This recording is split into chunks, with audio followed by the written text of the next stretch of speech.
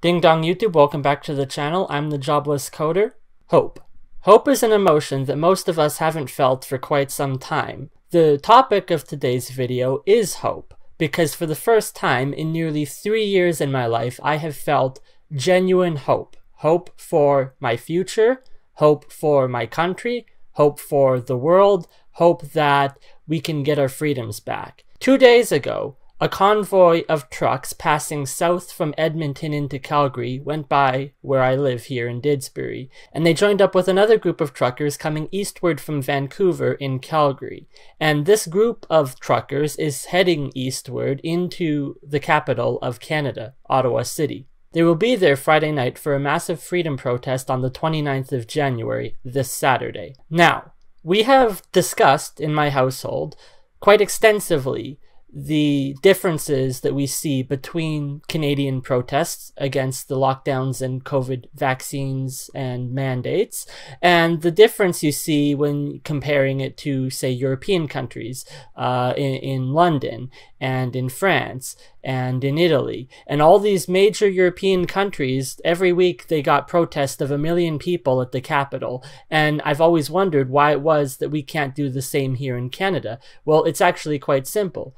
Geologically speaking, Canada is the second largest country by landmass next to Russia. So it's quite difficult to get everyone in the same place protesting the same thing on the same day. Whereas you look at a European country that might have 10, 20, 30 million people living in the country. If 10% of those people are not on board with the vaccine mandates and the lockdowns and the vaccine passports, that, say, you get a 20 million people living in a European country, 2 million of those people go out to the protest. Because the country is small, you are always within 3 hours drive of the capital, regardless of where you are in the country. And so it's fairly easy to organize a protest with 1, 2, 3 million people at the capital every single weekend. But in Canada, it takes days, literally days or weeks, to drive from one end of the country to the other. And that is exactly what these truckers are doing. The convoy is strong. Some estimates have put the number of truckers in the range of 50,000. Others are saying more realistically it's 300. But a report out of Manitoba yesterday, just outside of Brandon, stated that the length of the convoy went on for 3 hours. Now, based on the CB communications with the truckers, they were driving at 20 kilometers an hour through the town. You can do the math on 20 kilometers an hour based on the length, the average length of a truck or vehicle, and determine the number of vehicles that are in this convoy. 4 hours worth of vehicles passing by. There are plans for American truckers coming up from the south, from Carolina, from California, from Texas, from Florida, from South Dakota, from North Dakota. All of the states are joining us. The plan for these truckers is to occupy the capital until they get their demand, which is the full 100% removal of all laws, mandates, and restrictions regarding COVID vaccine passports, the lockdowns, the mandates. Everything needs to go. This movement that has grown from the grassroots has given me hope that we can get our country back and get our freedoms back. And I believe that it has the best possible chance of success, specifically because this is the one and only time we are going to get the entire country, or at least everyone in the country that is against the lockdowns and the mandates, on the same page, in the same place, at the same time. Protesting at your local capital is all fine and dandy, but going to the local city hall or the provincial capital of your province every single weekend for the next 52 weeks, for the next 100 weeks, for the next 200 weeks is not going to make any difference because the numbers are small. 10,000 people in Calgary, 10,000 people in Edmonton, 10,000 people in Vancouver. When you add it up all over the country, you get the 1 million, 2 million, 3 million, 10 million people in the country that are in support of the movement. But because they're dispersed throughout the country and they're not all congregated in one single area, it doesn't get the same international recognition like some of these European countries when 2 million people protesting in the capital. But if we can get 1 million people or more protesting in Ottawa in conjunction with the extra protest happening in the capital of Alberta and in Victoria and BC and in Regina and in Winnipeg and every capital city and every province in the country happening all on the same day, the government will finally get the message that the people have had enough. To ensure the success of this mission, 2 days ago, I spent a good amount of time writing an article with 5 guidelines in it that pertain to the success of the protest that the truckers are leading. And I believe that if these guidelines are to be followed, it will ensure the success of the protest. Since then, I've made several observations over the previous 2 days, and I've wrote the following 6 amendments to the initial 5 guidelines. I plan in this video to read them for you now, and I hope that every single one of you will share this out. If anyone tries to tell you that this protest is just a bunch of redneck hillbillies or racists or misogynistic white supremacists or dangerous domestic terrorists, you send them this video, you send them this article, and you explain to them that the truckers have read it. They have read it well, and they have read it clear, and they are following these guidelines, and these guidelines will ensure a peaceful protest that leads to the ending of all restrictions.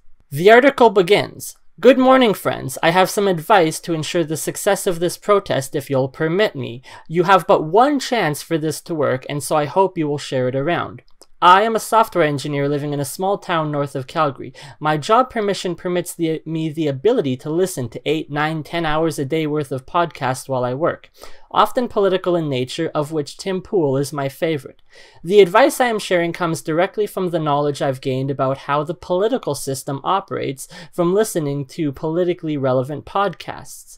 I believe this information to be sound and that it can make the difference between a successful operation, one where all mandates are removed, or another January 6th insurrection," and I put that in quotation marks, January 6th. Number 1, the protest must remain peaceful at all costs. Black Lives Matter lost 50% of their support following the riots of 2020. Anything can be considered a weapon. Avoid the use of fireworks, even for celebration. Flags with poles should be avoided if at all possible. Use paper signs or hold the flag without the pole, as the wooden and metal flag poles can be used as weapons. Once in Ottawa, under no circumstances should anyone enter a federal building. If they open the doors and invite you inside, do not enter. It is a trap. If they offer cash money for you to enter, don't go inside. That is exactly what they want you to do. The government of Canada wants a repeat of January 6th, but in Canada, so that it gives Justin Trudeau the legitimate justification he needs to call in the military and build a fortress around the capital. Number 2. While I fully believe that no one in this group would incite a riot or cause violence, you must understand that paid actors are real and can be bought for as low as $10,000 apiece. Be mindful who you associate with. Be mindful who you are photographed with or who is standing next to you. If you end up in a video with someone throwing a bottle, they will find you and you will go to jail, just like the Proud Boys did. If someone tries to suggest violence as a tactic, ignore them, walk away, or accuse them very publicly of being a paid informant. If you are in the position to restrain someone from causing damage without causing injury to them or getting hurt yourself, you must do so. You need to understand that the police will not step in to stop a riot if one begins. That is exactly what they want. Number 3, the most strategic and effective way to protest once you are in Ottawa is absolutely nothing. Park your truck on the road, turn off the engine, lock the door, and walk away. No tow truck company would dare tow it away, and if they do, get it on video and make sure that everyone knows not to do business with them. Vote with your wallet. And or drive in circles around the Parliament buildings for a week while blasting your air horns. Justin Trudeau will be out of country on vacation, but he will have no choice but to return when all of his staffers are phoning him every minute to complain about how they can't focus because of the noise. And when everyone asks, where is the food, you tell them it's sitting in a truck somewhere in Ontario. The world is watching and will see the cowardice of our Prime Minister running away as his country collapses. The truckers have done their part when they get to Ottawa. They don't need to do anything else but park the truck and walk away. Number 4. Be very careful what you say and how you say it, even when making metaphors. We are all mad as hell and are not going to take it anymore, but you need to be polite and calm and if at all possible speak without vulgarity. Last night in Calgary, which was Monday night in Calgary, Arthur Pawlowski spoke of a burning fire, a fire that burned so brightly they couldn't possibly ignore it. We understand this to be a metaphor about the human spirit. He speaks in biblical terms about lions devouring hyenas and uses sparks of fire as a metaphor for the will of the people. But the news will use anything metaphorical or not to frame this movement as a violent revolution. Now, someone has the ammunition they need to write a hit piece about Arthur. And just for clarification of those who don't know who Arthur Pawlowski is, he is the pastor in Canada who has been arrested 5 or 6 times, I think, for opening his church in response to the lockdowns and the mandates in Calgary. I go on. They will use this information to claim that he told the truckers to burn down the Parliament buildings with a fire so great, so large, quote, they will not be able to ignore it, end quote. And God forbid someone starts a fire, the whole operation will be blamed on him. Number 5, and I think this one to be the most important. The message must be clear, concise, and unchanging. This protest is about vaccine passports, lockdowns, and mask mandates. This protest is not about carbon tax, road conditions, environmental regulations, international affairs, the East versus the West, or even Justin Trudeau. Tim Pool, who was at Occupy Wall Street more than a decade ago, talked about the movement and how it ultimately failed. Over time, there was a specific thing that was being protested by the 99%. It began to shift, and it resulted in the splintering of different groups, which caused infighting, and the whole movement basically collapsed.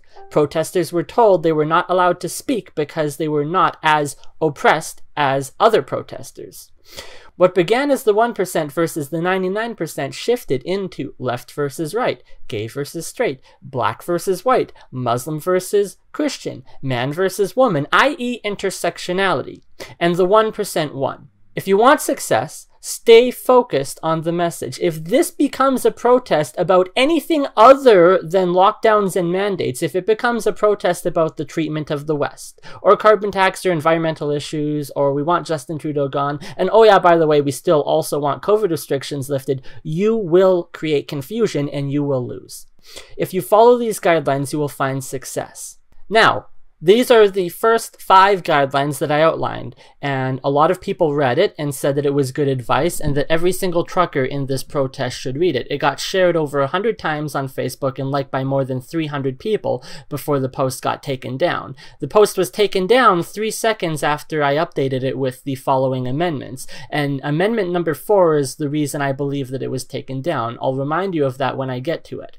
Number 1 amendment. Tonight on CBC, they featured a 4-panel live stream of truckers who may or may not have been in the group. The group I'm referring to is the Convoy group on Facebook that has almost 700,000 members. The one at the bottom left suggested repeating January 6th, and the other truckers seemed to agree. This is exactly what I warned against. Instead of covering the thousands of wonderful people lining both sides of the road just outside Brandon, Manitoba, the news chose to focus on the worst possible video they could get their hands on, because you gave them the ammunition freely. We are all mad as hell, but we need to keep our anger contained, and our hands need to be spotless for this to work. Number 2, I saw a picture of a crash test dummy hanging from a crane with the name Justin Trudeau written on it. None of that either. No references to hanging, guillotines, or execution of politicians, or you will fail. Number 3, I saw a video of a woman claiming an opposing trucking driver had driven deliberately into members of our convoy just outside Toronto. I have seen no video or pictures to prove it and have yet to confirm this even happened. If someone can confirm this, then that is a real shame and should be condemned. If it never happened in the first place, then she is one of the paid crisis actors I previously mentioned. Be careful what you believe, even from posts on the group. Now, this is amendment number 4, and the reason that I believe that my post was taken down. Number 4, a video went viral this morning on Twitter of a woman driving in her car. She was instructing truckers from California to storm the headquarters of GoFundMe and hold the employees hostage until the funds were released. This is in response to the fake news published yesterday about the GoFundMe refusing to pay. Another example of a paid crisis actor, but I wouldn't doubt it if it has already gotten the notice of the FBI and other AAA government agencies to start investigating. If anyone has the opportunity to speak to a major news network, they need to condemn this woman, as she is not a part of our group. Now, I will add to that, I believe the reason that it was taken down was that it happened almost immediately. And so it was not reported by someone, which was flagged by Facebook and then taken down. It happened like 3 seconds after updating it, which means there must have been something in the algorithm looking specifically for what I had said. It could have been anything else. I believe it was this, because I specifically mentioned the FBI. If this woman is an FBI informant, as I suggest, then it's quite possible that the post could have been taken down by the FBI. If not, then maybe it was some other reason, but I move on. Number 5. Regardless of what you do or say, Facebook will continue to ban the group. Even if they can't find something worthy of being banned material, they will use content as arbitrary as the music videos you post with copyrighted songs like Paul Brandt's Convoy to get it pulled down. If a single musician who doesn't support the movement has their music being used, if they complain to Facebook, they will remove the entire group and all 100,000 posts along with it. Don't worry, stay calm, just start a new group and another, as many as it takes. Consider alternative social media platforms like Telegram, Parler, Gab, or Getter. Number 6, and this is just my own personal advice. I saw talk yesterday about the Guinness World Record for the longest convoy. The current record was set in 2020 and is 480 trucks in the convoy. It happened in Egypt. If someone can confirm there's more than 480 trucks in this convoy, then the record is beaten. You have made the Guinness World Records. However, you need to apply and contend the record, which I believe does cost money. They do not print anything political in the official book of records. So it will not say what the purpose of the convoy was, just that on this date in January of 2020, X number of truckers participated in a convoy across Canada to the capital. I doubt the organization will do you any favors if the truckers turn this into another January 6. Sparking clean hands though, and you might just end up in the record books. These are the amendments and the guidelines that I have written, and I believe that if they are followed to a T, that the mission will lead to success. And if anyone tells you otherwise about the truckers spreading hate, or this being about violence, or this being about anything other than freedom, unity, love for your fellow countrymen, you need to send them this information and tell them that the truckers have read this loud and clear and they are following these guidelines. In addition to that, because I'm not a monetized YouTube channel, I don't have more than 1,000 subscribers, I am unable to make this video a fundraiser campaign. Otherwise I would. Some of the videos you see, they're done specifically for a fundraiser campaign where the goal is to raise as much money as possible. At the time of recording this video, the GoFundMe page in support of the truckers is reached as high as $5.5 million in support for this movement. The money being raised is going specifically for gas costs and food costs and cost of lodging for the truckers and anyone else along the convoy. I'm going to be linking and pinning to the top of this video a link for the GoFundMe if anyone is interested in donating. This movement has become internationally recognized. It was picked up this morning on the Joe Rogan podcast. He talked about it at the beginning of the show. It was talked about on Dan Bongino's show. Daily Wire, Ben Shapiro, posted an article about this just yesterday. Tucker Carlson has talked about it. I have yet to hear anything about Steven Crowder, but Tim Pool brought it up on his show. This is monumental in the significance that it brings. Ignore all the naysayers. Ignore the 1% of radical psychopaths on Twitter who are spamming the hashtag Karen Convoy and trying to make this to be a joke, because they'll be the first in line screaming for government handouts when there's nothing left to eat and a loaf of bread costs $40. I've already seen the food shortages. They're real. If anybody tells you otherwise, don't listen to them. Go and buy food. Don't panic buy, but buy food, because you will need to stock up before it becomes unable to purchase. The truckers have done their part by sending the message, and the message will ring loud and clear. It may take a couple days, it may even take a couple weeks before the food shortages really start to make their impact on the country. But when somebody asks you, where is the food? You tell them it's in a truck somewhere in Ontario. And when they ask why, you tell them it's because Justin Trudeau has has a vendetta against the working class of this country and wants to inoculate everyone against their will. Thank you for listening to this message, and I bid you adieu.